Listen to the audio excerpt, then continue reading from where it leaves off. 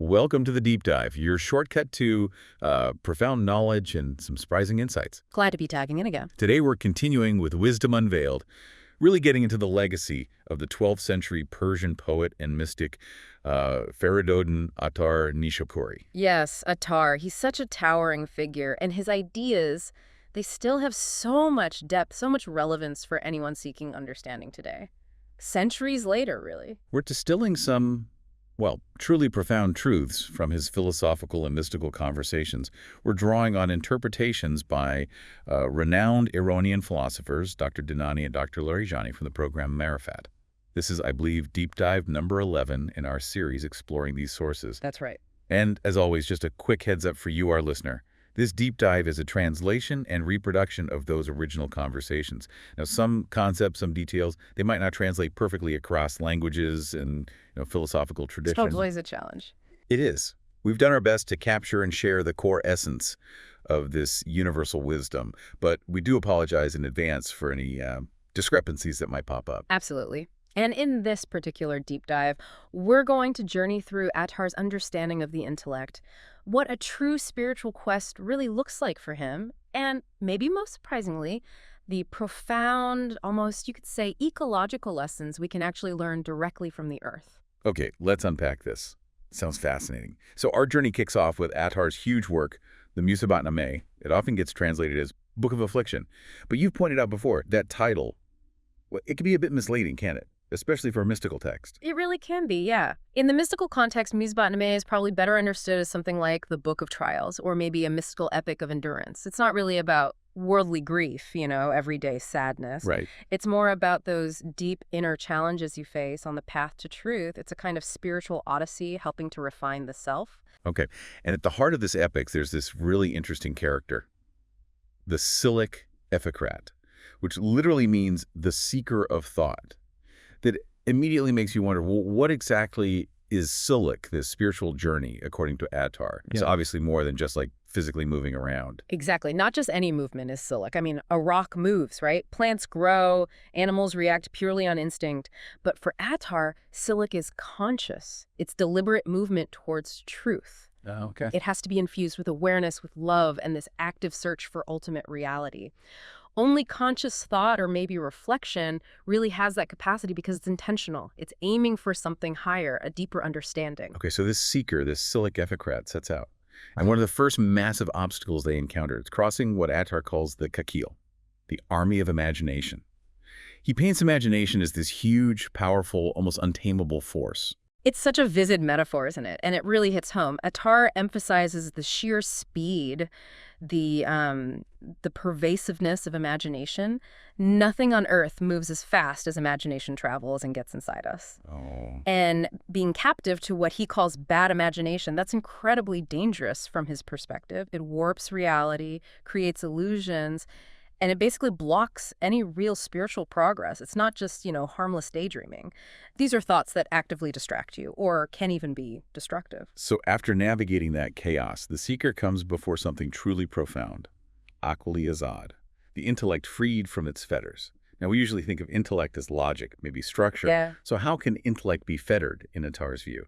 That seems contradictory. That's a really crucial point. And the word itself, aqli, for intellect in Arabic, it actually comes from equal. And equal is the rope, the hobble used to tie a camel's leg. Oh, really? Yeah. So it's this striking paradox right from the start. For Attar, the true intellect, in his mystical view, is inherently unbound. It's free. This is totally different from an intellect that's constrained, tied down by material desires or worldly ambitions, narrow prejudices, ego, even just limited knowledge. Okay. The pure intellect, which Attar often connects with Khayr, or wisdom, that's the intellect that perceives truth without any hindrance.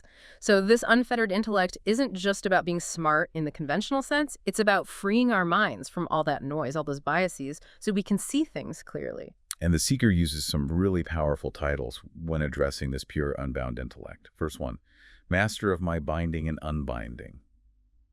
What does that tell us about the intellect's role in our, practical everyday lives? It tells us that ultimately the intellect is the director of all human affairs. I mean, think about it. Life is just this constant series of making commitments, forming connections, creating order, but also deciding what to let go of, right? Dissolving bad ties, reevaluating our beliefs.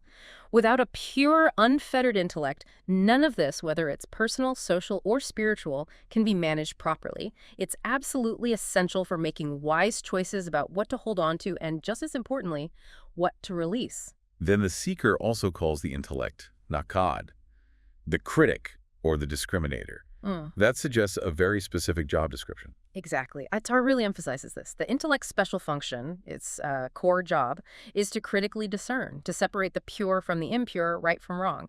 Animals, they discern mostly by instinct. Right. But humans, if our intellect gets clouded by desires or biases, we can make terrible errors. So making the intellect a perfect nakad, a perfect discriminator, that's a tough, lifelong journey. It's about constantly refining its ability to see clearly without distortion. Then there's this really powerful image. Manful of religious duty is sown upon your stature. That implies a super deep link between intellect and responsibility. Like our very ability to reason makes us accountable. And this brings up a huge question. Who or what is accountable? Attar's answer is pretty clear. Only the rational being. Only the one with intellect. Animals, objects, they lack this capacity. So in a way, intellect is responsibility. Every conscious choice we make carries an implicit why, and divine duties, ethical responsibilities, they are addressed to the intellect, which then has the choice to embrace them or reject them. A truly pure intellect, Attar suggests, can intrinsically know good from bad, justice from injustice, even without needing specific commands sometimes. And finally, the seeker says this about the intellect. Your boundary extends to the limit of non-existence. That sounds incredibly paradoxical. How can a limit be? Well, nothingness. It's a fantastic line. It highlights the intellect's boundless nature within the realm of existence. See, non-existence isn't some place you can visit. It's simply the absence of being. So saying the intellect's limit is non-existence basically means that within the entire scope of what is, the intellect has no inherent boundary. It's potentially limitless in its ability to explore, to understand. The very fact that intellect can conceive of its limits, that implies an ability to somehow transcend them, at least conceptually. It makes it potentially infinite in its capacity for knowing. It's that beautiful paradox again. Recognizing limits actually points to its unbounded potential. Wow. Okay, this whole deep dive into the intellect, it makes me think of another key distinction that comes up in these conversations. The idea of Khan, the essence, and Waj, the face or the aspect. It sort of suggests that even with our best, most unfettered intellect, maybe we often only grasp the observable how of things, but not the ultimate what it is. Yeah. Like we can understand precisely how a clock works, but maybe not the deep essence of time itself. Is Attar pointing towards a fundamental limit of human understanding here? You've really hit on a core metaphysical challenge that Attar grapples with. He does imply that while our intellect can roam pretty boundlessly within existence, exploring the how, it often hits a kind of veil when it tries to grasp the ultimate con, the true intrinsic essence of a thing. Right. Science, for instance, is brilliant at understanding the waj, the observable aspects of matter, how it behaves under different conditions. But does it really tell us what matter is at its absolute most fundamental level? Probably not. Yeah, that makes sense. Similarly, psychology studies behaviors, thoughts, emotions, but has anyone truly nailed down the ultimate con of being human, of consciousness itself? What is it? This distinction really pushes us beyond just empirical knowledge. Think about things like love or beauty. They're profoundly real, right? But they aren't quantifiable in a lab. We experience their effects, their waj, very powerfully. But their con, their deep essence, often remains a mystery. So yes, our intellect is incredible for understanding how things work, the waj, but it seems to hit this fundamental limit when trying to grasp the absolute what they are, the con. It really challenges us to look beyond the purely observable. But then, maybe even more surprisingly, after taking us to these, soaring heights of the intellect, Attar does something unexpected. Yeah. He suggests that maybe truly profound guidance doesn't just come from up there, but from something much more grounded. He actually points us downwards to the earth itself. Yeah, it's quite a shift. He explores this in the Musabatane through this amazing dialogue between the seeker and the earth. And reading it now, it feels incredibly current, almost like an ancient echo of ecological awareness. It is startlingly prescient, isn't it? In that dialogue, the earth identifies itself in this paradoxical way. It's both passive raw material, something to be shaped, but also the keeper of nature's deepest secrets, holding life and wisdom. But what's really striking, I think, is the earth's lament. It expresses this feeling of being overlooked, even treated with contempt by humanity. It talks about suffering from our disrespect, our pollution, and constantly taking in the dead. That's heavy. A heavy truth. It is. And yet, despite all this mistreatment, it just keeps yielding fruit. It keeps nurturing life, sustaining everything. It's portrayed as this unending act of, well, almost unconditional love and sacrifice. Attar seems to be warning us, even back then, that our ecological problems, our disconnect, stem directly from this fundamental disrespect, this failure to see the Earth's value. And then the Earth throws down this challenge to the seeker. It says, how can you find life from a dead heart? Become alive within me that you may find a result. What does that mean for us? Become alive within me, practically speaking. That challenge, it's really urging us to cultivate the Earth's own virtues within ourselves. Attar, through the Earth's voice, points out two main ones. First is Hilm, which is deep forbearance, profound patience. But it's not passive resignation. It's an active, unwavering steadfastness. And the second is Kuskulki, which is described as this beautiful good nature, an inherent goodness that manifests as generosity. But the real key, I think, the answer to that come alive within me, is this third quality, tamal. Tamal. And what exactly is tamal? Is it just thinking? It's far more than just contemplation or simple thinking. Tamal means profound, deliberate consideration. It implies foresight, carefully weighing the long-term outcomes of actions. It's proactive, wise deliberation. Okay. Proactive wisdom. Exactly. So becoming alive within the Earth means internalizing these virtues: patience, generosity, good nature, but especially tamal. It means acting with that patient, long-term wisdom that the Earth itself embodies. That's a really powerful way to frame it, patient wisdom. How does the Earth actually show this kamal in practice? Well, think about winter. The Earth endures the cold, the snow, the storms. On the surface, it looks dormant, maybe even dead. But that is its tamal in action. This deliberate endurance, this foresight. It's not just passively waiting for spring. It's a deep internal process. It's holding potential, knowing what's coming, preparing. And the result, of course, is the vibrant life of spring. Yeah. That hidden life emerges directly from the Earth's capacity for tamal and also hilm. That patient wisdom that knows how to wait, how to endure, and how to nurture potential. So that brings it right back to us then. If we have these elements inside us that Attar mentions, like fire, anger, rage, and wind, destructive passions, chaotic thoughts, how do we find that balance, that agadal, as he calls it? How do we become more like the Earth? That's the vital connection he's making. We learn from the Earth by consciously trying to embrace humility, deep forbearance, hilm, patience, and especially tamal, that patient, deliberate wisdom. These virtues, they act like anchors or maybe like cooling water on our inner fire and wind. By exercising tamal, by taking that thoughtful, deliberate pause before reacting, we stop those inner elements, that fire and wind, from causing harm to ourselves or to others. And this practice is what allows us to reach agadal. Agadal, inner balance. Inner balance, moderation, equilibrium. And Attar suggests it's not just a nice-to-have quality. It's absolutely crucial for human flourishing. And it's not like this deep tamal, this patient wisdom, is also somehow linked to tajamul, which means beauty, grace, elegance. That's a fascinating connection he makes. How inner discipline actually creates outer grace. Precisely. Attar suggests that tamal, this wise, deliberate thinking, inevitably leads to agadal, to balance. And where there's true balance, there's true tajamul. It's not just about looking pretty on the outside. It's a deep inner harmony that radiates outward. It shapes how we act, how we present ourselves to the world. Think about it. Unchecked human anger, that inner fire, it can burn worlds, destroy relationships, legacies. Tamal is that crucial pause. It's the reflection that brings things back into balance. And the result of that balanced action is tajamul, a beautiful, graceful action, or just a way of being. This makes me think immediately of that incredible example that's often cited from Imam Ali during the Battle of the Trench. It seems like a perfect illustration of tamal in action. Oh, it's a classic example, absolutely. Imam Ali, who's seen as a model of virtue, he's in the middle of this intense duel. His opponent, defeated, spits on him. Now, the immediate impulsive reaction would be pure rage, right? A personal insult demanding instant retribution. Of course. But instead, Imam Ali pauses. He actually steps back for a moment, collects himself, gets his intention right, and only then does he return to finish the fight. When he was asked later why he paused, he explained that if he'd struck immediately in that moment of anger, It would have been out of personal fury, his own ego being slighted, not purely for the sake of justice or for God. That pause, stepping back from the raw impulse to consciously choose a higher motive, that was Tamal. And what was the result? What was the outcome of that patient wisdom? The result was Tajamul.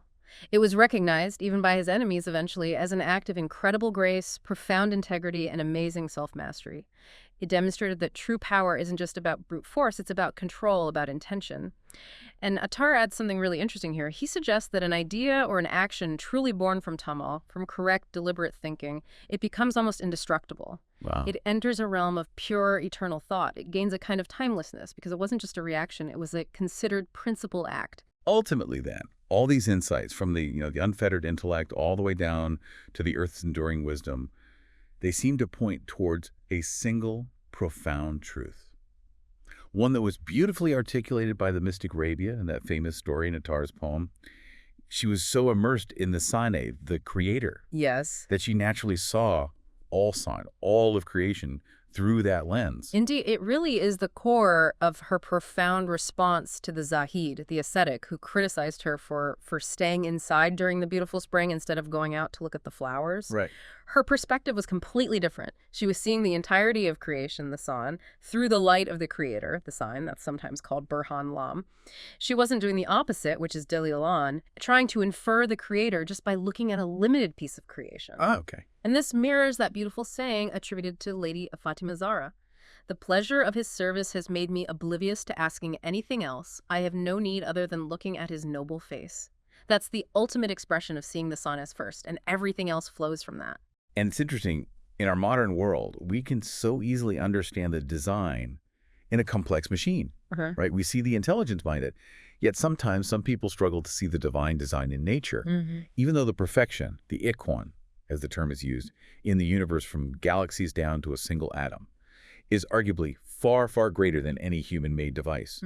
The universe itself is described as Sanala Aladia Atkana Kulashe. Meaning the work of God who has perfected everything. Exactly. It really comes down to how we see. We have, you could say, two outer eyes that perceive the visible world, the sand, the creation. Yeah. But we also have two inner eyes, faculties capable of perceiving the inner reality, the sane, the creator. Inner eyes. Think about time and space. We don't perceive them directly with our outer senses, do we? It's an inner faculty that grasps them. And just as time has deeper layers beyond our immediate perception, concepts like Dar and Sarmad and mystical thought in space extends beyond the visible to realms like the Arsh Allah, the highest throne, our understanding also needs to go deeper. And remarkably, Attar suggests, along with many mystics, that this Arshi Allah, this ultimate reality, isn't just out there, it's also found within. There's that famous saying, the heart of the believer is the throne of the most merciful. So it's about finding that boundless depth inside ourselves. So Attar's whole message, when you look at this dialogue with the earth, it's deeply reverent towards the earth. He sees it as this patient, sacrificing mother figure. And these ideas echo things found even in the Quran, which sometimes calls the earth a cradle or a wet nurse. A cradle, yeah. It's the place where we're nurtured, where we're meant to be perfected. It provides for us constantly, unconditionally, almost even when we mistreat it. So wrapping this up, what does this all really mean for you, listening now? Attar seems to be calling us to be, well, faithful children to this generous Mother Earth, to understand our own complex nature, our inner fire and wind, as he puts it, and to really wake up from our heedlessness, our distraction. He's urging us, I think, to take responsibility, to preserve, to respect, and to truly try and align ourselves with the Earth's timeless virtues, that deep patience, hilm, the forbearance, and especially that profound life-sustaining wisdom we've been calling tamal. It's a really profound takeaway, I agree, that the deepest wisdom we might be searching for isn't always hidden in, grand revelations or incredibly complex intellectual ideas. Sometimes it's right here, right under our feet, in the most overlooked aspects of our existence. Yeah. And by cultivating tamal, that deliberate foresight, that wise consideration along with patience and forbearance, we can actually find true inner balance, that agodal, and maybe even this lasting beauty, this tajamul in our own lives. And doing that, it honors the earth, not just as some external entity out there, but by reflecting its best qualities right here inside us. So as you continue on your own journey of discovery this week, maybe consider this. What small, consistent inner practice of tamal, of that deliberate consideration, could you perhaps explore, maybe even just for today? Could it be something as simple as just taking that conscious breath? Really thinking about the potential consequences before reacting strongly when something irritates you or pushes your buttons? How might that small inner discipline, that kind of internal pause, maybe like the one Imam Ali took, how might that actually lead to more outer grace, more tajamul in your daily interactions? And maybe think about how truly embracing these earthly virtues, Yeah. patience, forbearance, deliberate wisdom, might bring more agodal, more balance, more moderation, and perhaps more genuine beauty, not just into your inner world, but into how you actually engage with everything and everyone around you. Just something to ponder on. Thank you so much for joining us for this deep dive into Attar's incredible wisdom. Keep exploring those big questions and keep looking within, and maybe, just maybe, look beneath your feet too.